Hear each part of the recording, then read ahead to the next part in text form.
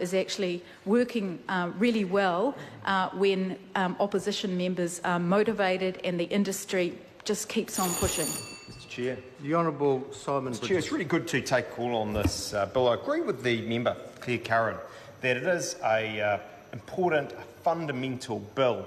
And the reason for that is, whilst at first glance it might seem like deals with some relatively neat issues such as the consenting, property access around some easements, few driveways, actually she's dead right that it fundamentally means much more than that. It means ultra-fast broadband, the gold standard in internet connectivity, not just in New Zealand, around the world, to many more New Zealanders. I want to come back to that shortly.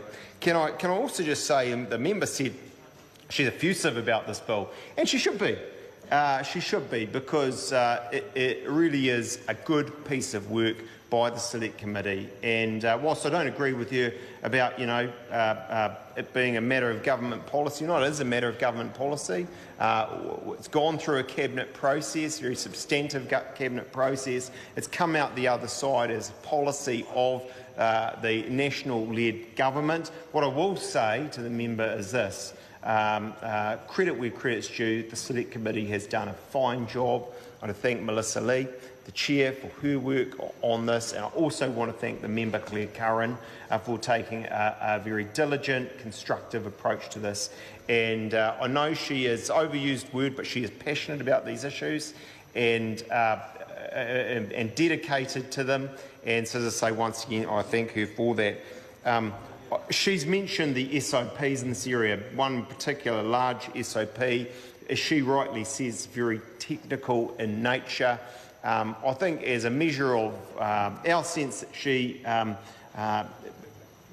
is acutely interested and passionate about these issues, and the government's desire to play with an open bat on this. I've literally given her all of our advice on this SOP so she can go through technical detail, she can see what it is and where it is that the government's advice is coming from on this. And so I'm very gratified by that approach from the government and the opposition, and as I understand it, the support of the opposition on that SOP. Can I just come back to it?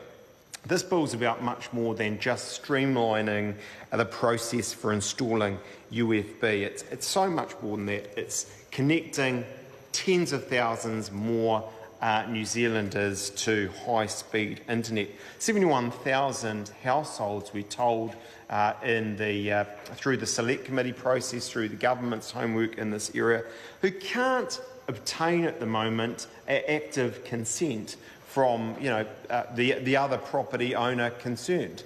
And that's not, in many cases, actually because they're actively opposed. It's just because they're, too busy watching Netflix or preoccupied with something else, and they haven't got their, A into G to do the consenting in this area. So this bill deals with that. It means it will be much faster to get through those issues. That's incredibly important. It doesn't just mean a bit faster for households. It means where they wouldn't fundamentally, because they couldn't work through those issues, get the broadband, the UFB, the fibre to their home, now they will. And it does that, Mr Speaker, Mr Chair, by effectively having a tiered consenting regime, a very simple to step through process.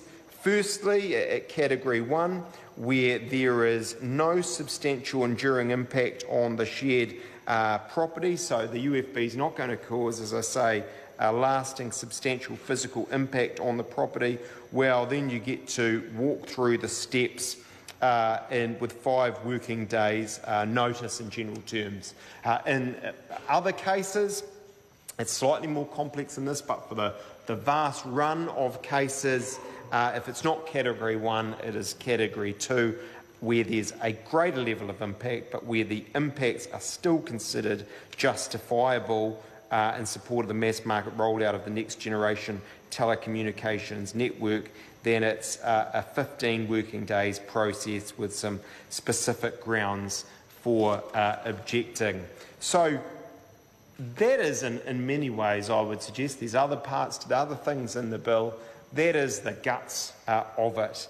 And I say again, I agree with the first speaker, it's a fundamental bill that will make a great difference. Chris Farfoy. Thank you very much.